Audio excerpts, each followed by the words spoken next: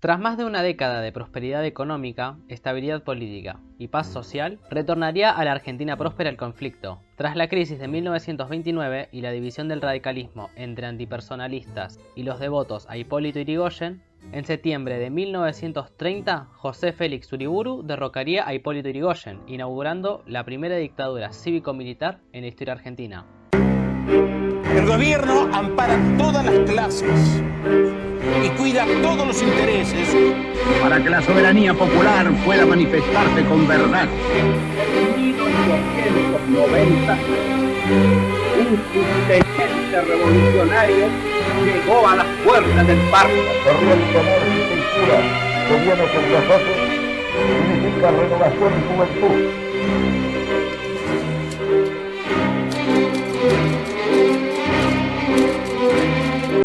Tras una breve dictadura de año y medio, y con la seguridad de perder en las urnas, los sectores que habían acompañado el golpe llegaron a un pacto político conocido como la Concordancia, integrada por conservadores, radicales antipersonalistas e inicialmente socialistas porteños independientes, y contaban con una herramienta clave, el fraude electoral.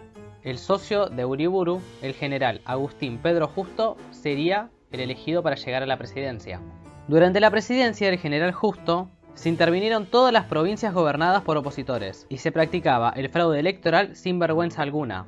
A Justo no le molestaba ni la heterogeneidad de los aliados que debió buscar, ni el fervor popular que constantemente impugnaba la ilegitimidad de su gobierno. Siempre que se presentaba en público, debía soportar insultos y abucheos, que no cambiaban lo inalterable de su confiada sonrisa. Los variopintos personajes que ocuparon el gabinete, cobrándose el favor político, fueron Leopoldo Melo y Ramón Castillo en el Interior, Carlos Saavedra Lamas en la Cancillería, Manuel de Iridondo y José de la Torre en Justicia e Instrucción Pública, Alberto Huello, Federico Pinedo y Roberto Ortiz en Hacienda, por nombrar algunos. Uno de los primeros asuntos en la agenda del gobierno del general fue el conflicto con las provincias. Primero Santa Fe, donde se depone al progresista Luciano Molinas, por la amenaza que suponía para la concordancia. En Tucumán, el gobernador buscaba aplicar un programa que quitara el peso de la crisis económica a los sectores populares, lo que le generó un fuerte enfrentamiento con los empresarios azucareros y una gran disputa en la legislatura provincial, la cual debió disolver enviando a la policía al recinto. De esto último se valió el presidente Justo para enviar al Congreso un proyecto de intervención, con lo que otra provincia pasaba a estar bajo su control directo. Conflicto similar enfrentó el gobernador Aldo Cantoni en San Juan, en su caso por enfrentarse al empresariado vitivinícola. Tras un intento de asesinato, el gobernador sería desplazado y reemplazado por un interventor militar, que terminaría entregando el poder a los conservadores.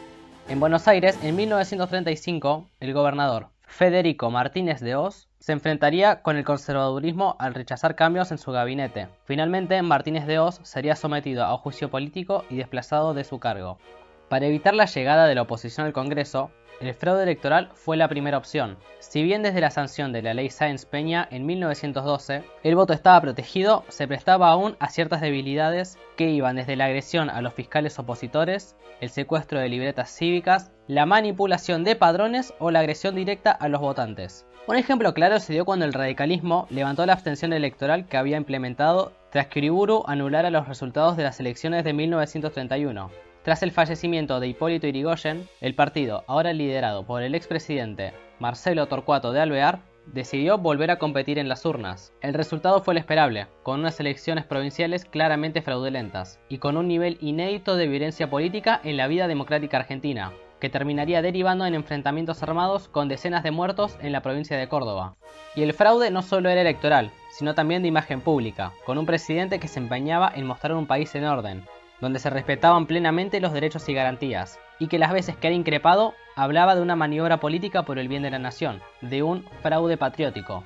Otro de los asuntos que se apresuró en solucionar el general fue el de la recesión económica. Si bien no fue a fondo con un estado regulador de la economía, optó por incrementar el rol de este en la regeneración económica que se desarrolló durante su mandato. Además de crear el Banco Central de la República Argentina, llenó varias direcciones nacionales con administradores cuya labor es reconocida a día de hoy.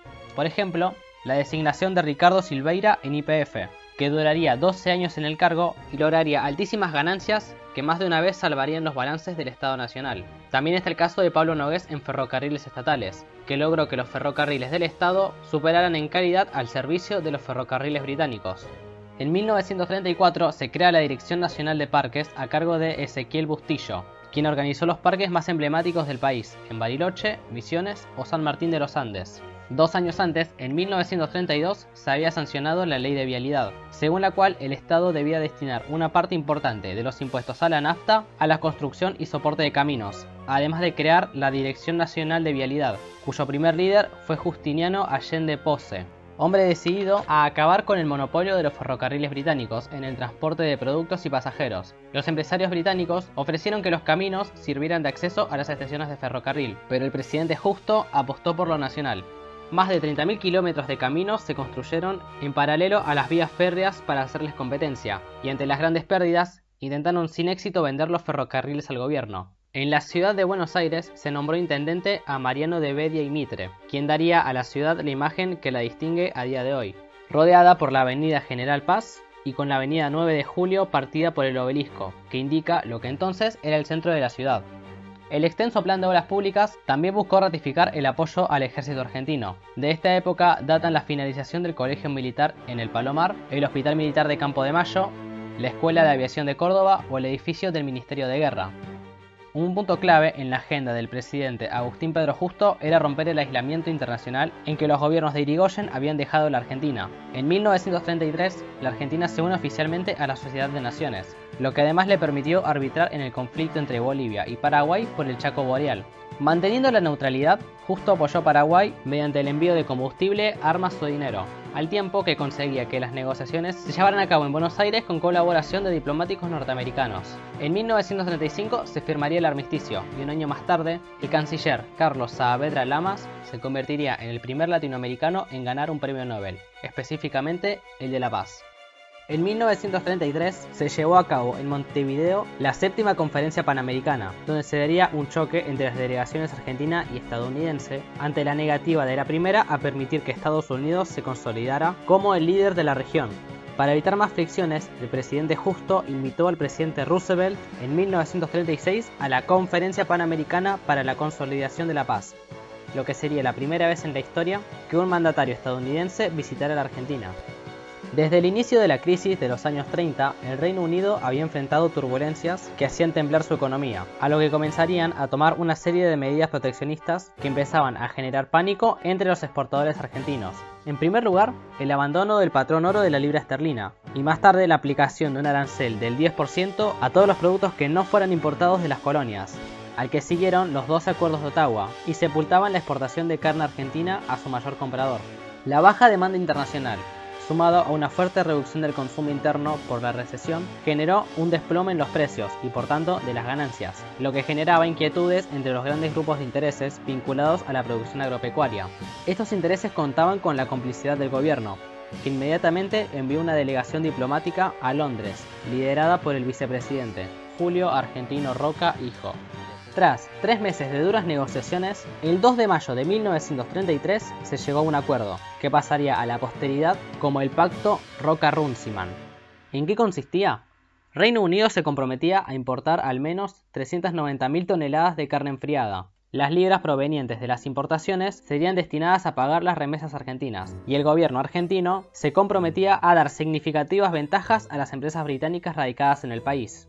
Si bien el oficialismo y los intereses beneficiados vendían el pacto como un triunfo diplomático y una verdadera expresión del interés nacional, los socialistas y socialdemócratas denunciaban que con el pacto no se hacía más que subordinar el trabajo de los ganaderos argentinos al interés de los frigoríficos ingleses. En 1934, el senador por la provincia de Santa Fe, Lisandro de la Torre, presentó un proyecto de ley sobre el comercio de carnes y un año más tarde solicitó una investigación sobre la actividad de los frigoríficos. En dicha investigación se descubren una serie de irregularidades, entre embarques clandestinos hasta ocultamiento o destrucción de documentos que servían de evidencia y que vinculaban a funcionarios de los gobiernos de Uriburu y Justo.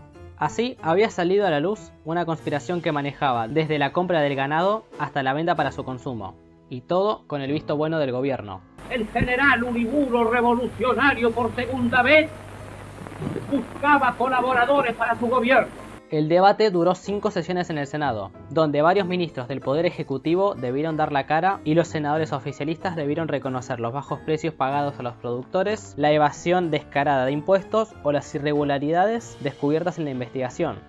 En la última sesión, un hombre llamado Valdés Cora atenta con un disparo contra la vida del senador Lisandro de la Torre. En su lugar, cae muerto el senador Enzo Bordavere, y el debate se cierra abruptamente y sin resolución. Así pasaron los 6 años del gobierno del general Agustín Pedro Justo.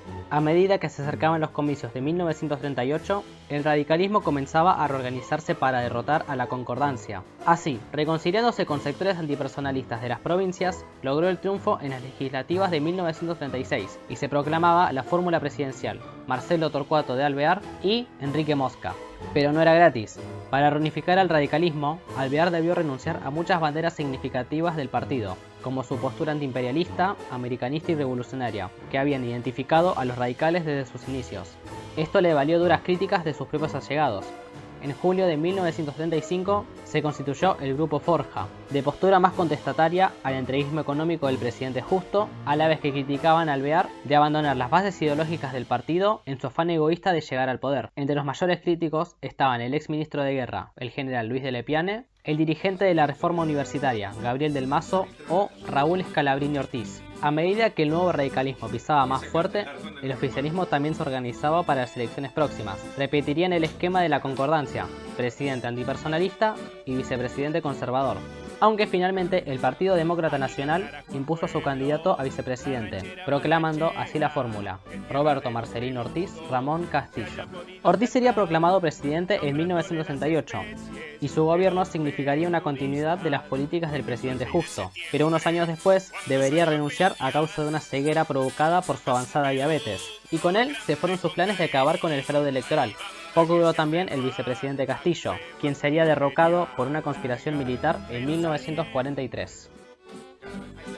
Aquí cantará Juan Pueblo, la ranchera más ranchera, que en tierra de los peludos se haya podido cantar, nombrándole las especies de los peludistas, que casó el 6 de septiembre, cuando salió a peludear.